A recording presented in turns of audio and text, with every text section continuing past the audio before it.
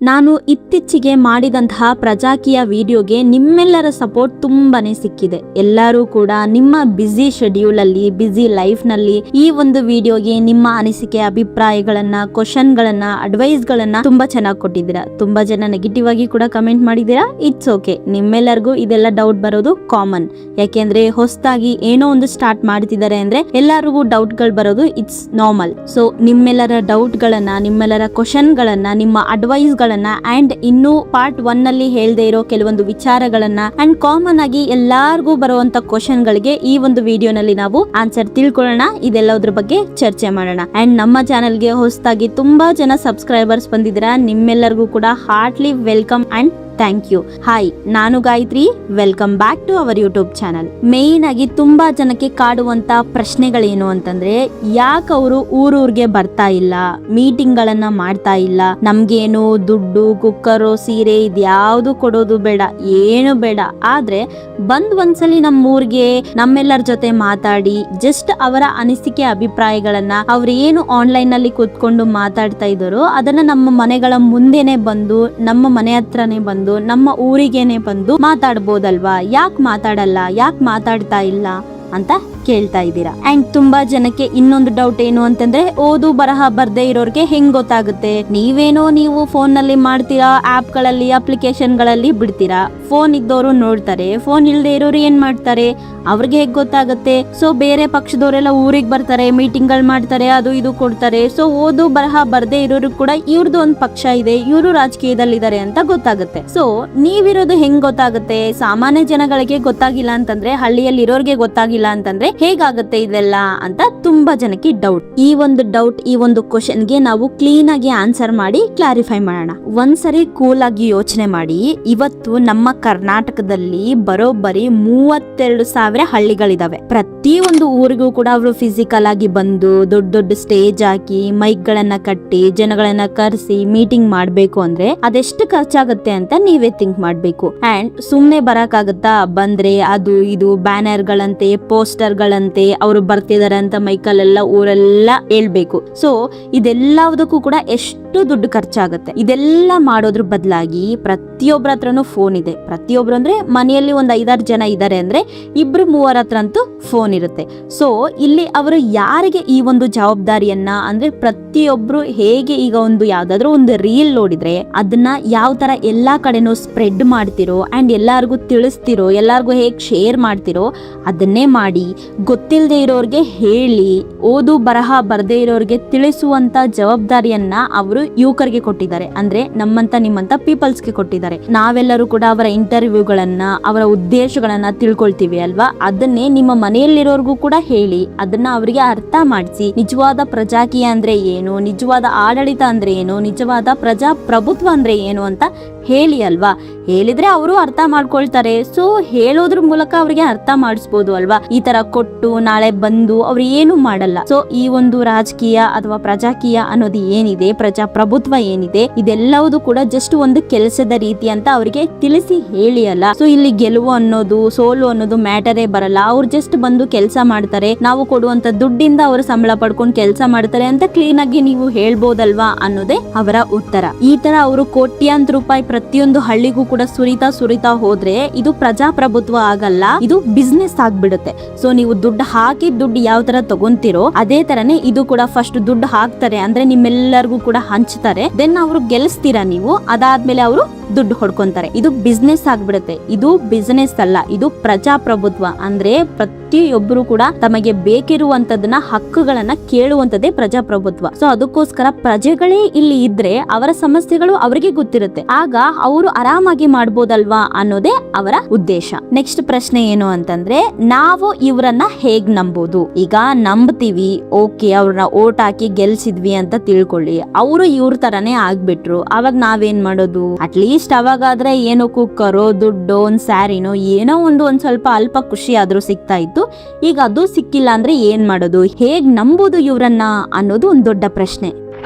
ಇಲ್ಲೇ ಇರೋದು big twist ಅಂತಂದ್ರೆ, ಪ್ರಜಾಕೀಯದಲ್ಲಿ ನಂಬಿಕೆ ಅನ್ನೋದಕ್ಕೆ ಜಾಗನೇ ಇಲ್ಲ. ಪ್ರಜಾಕೀಯ ಹೇಳೋದೇ ಅದನ್ನ, ನಮ್ಮನ್ನ ಯಾರು ನಂಬಬೇಡಿ. ಇವತ್ತು ಬೇರೆ ಪಾರ್ಟಿಯವರು ನಿಮ್ಮ ಹತ್ರ ಬಂದು ನಮ್ಮನ್ನ ನಂಬಿ ನಾನ್ ನಿಮ್ಗೆ ಇದನ್ನ ಕೊಡ್ತೀನಿ ಅದನ್ನ ಮಾಡ್ತೀನಿ ಅಂತ ಸುಳ್ಳು ಭರವಸೆ ಕೊಡ್ತಾರೆ, ಆಮೇಲೆ ಮೋಸ ಮಾಡ್ತಾರೆ. ಆದ್ರೆ ಪ್ರಜಾಕೀಯದಲ್ಲಿ ನಂಬಿಕೆ ಅನ್ನೋದೇ ಇಲ್ಲ. ಅಂದ್ರೆ ನಂಬಬೇಕಾಗಿರೋ ವ್ಯಕ್ತಿನೇ ಇಲ್ಲಿ ಯಾರು ಇರಲ್ಲ, ಇರೋದು ಬರೀ ವಿಚಾರಗಳು ಮತ್ತೆ ಸಿಸ್ಟಮ್ ಮಾತ್ರ. ಇಲ್ಲಿ ಕೆಲಸ ಮಾಡೋಕೆ ಬರೋ ಪ್ರತಿಯೊಬ್ಬ ಪ್ರತಿನಿಧಿ ಕೂಡ ತಾನು ಈ ಒಂದು ಕೆಲಸ ಪಡ್ಕೊಂಡ್ಮೇಲೆ ಅವನಿಗೆ ಹೇಗ್ ಬೇಕು ಹಾಗೆ ಇರಕ್ ಆಗಲ್ಲ. ಇಲ್ಲಿ ಅದರದೇ ಆದಂತ ರೂಲ್ಸ್ ಗಳಿರುತ್ತೆ. ಅವನು ಸ್ಟ್ರಿಕ್ಟ್ ಆಗಿ ಆ ಒಂದು SOP ಯನ್ನ ಪಾಲನೆ ಮಾಡ್ಲೇಬೇಕು. ಅವನು ಇಷ್ಟೊತ್ತಿಗೆ ಬೆಳಗ್ಗೆ ಕೆಲ್ಸಕ್ಕೆ ಬರ್ಬೇಕು ಅಂದ್ರೆ ಅಷ್ಟೊತ್ತಿಗೆ ಆಫೀಸಲ್ಲಿ ಇರ್ಬೇಕು. ಬಂದ್ಮೇಲೆ ಅವನು ಜನರ ಅಪ್ಲಿಕೇಶನ್ಗೆ ಇದೇ ತರ ಕೆಲಸ ಮಾಡ್ಬೇಕು, ಇದೇ ನಿಯಮಗಳಲ್ಲಿ ಕೆಲಸ ಮಾಡ್ಬೇಕು ಅಂತ ಇರುತ್ತೆ. ಆ ನಿಯಮಗಳ ಪ್ರಕಾರನೇ ಅವನು ಕೆಲಸ ಮಾಡ್ತಾ ಇರ್ತಾನೆ. ಅದನ್ನ ಕಂಪ್ಲೀಟ್ ಆಗಿ ಲೈವ್ ಆಗಿ ಕಣ್ಣು ಮುಂದೆನೆ ಇರುತ್ತೆ.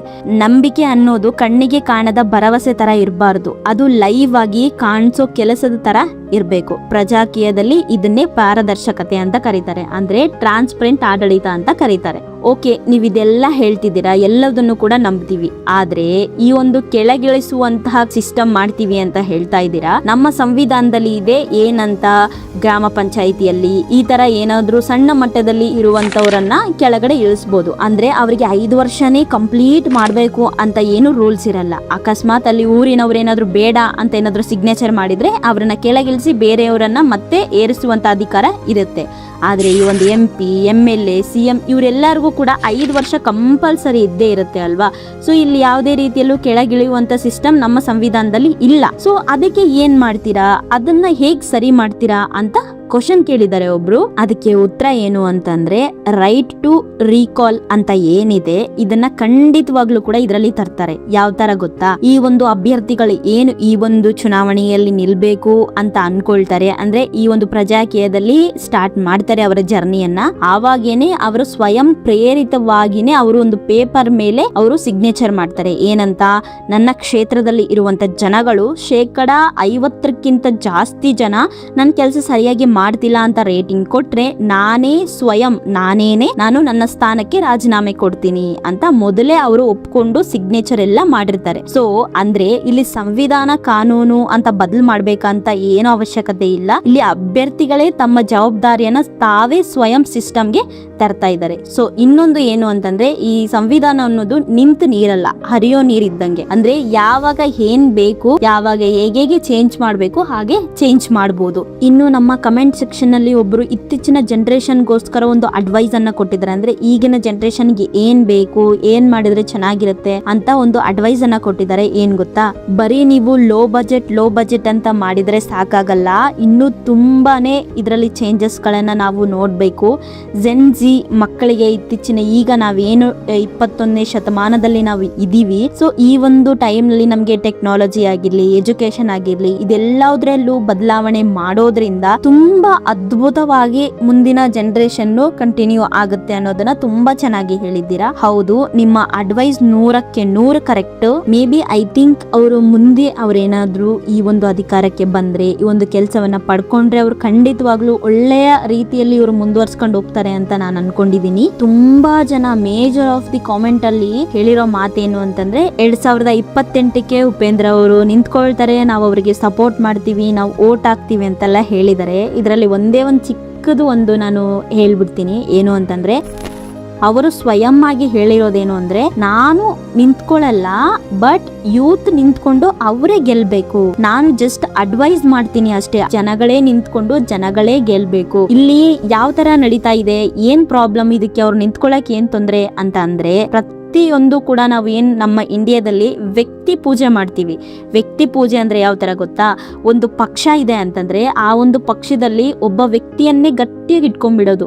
ಆ ವ್ಯಕ್ತಿ ಏನಾದ್ರೂ ಬೇರೆ ಪಕ್ಷಕ್ಕೆ ಹೋದ್ರೆ ಅಥವಾ ಬೇರೆ ಕಡೆ ಹೋದ್ರೆ, ಅವ್ರೇನಾದ್ರೂ ಅದರಿಂದ ಹೋಗ್ಬಿಟ್ರೆ ಆ ಒಂದು ಪಕ್ಷನೇ ನಾವು ಸಪೋರ್ಟ್ ಮಾಡೋದನ್ನ ಬಿಟ್ಬಿಡ್ತೀವಿ. ಸೊ ಈ ತರ ವ್ಯಕ್ತಿ ಪೂಜೆ ಇಲ್ಲಿ ಬೇಡ.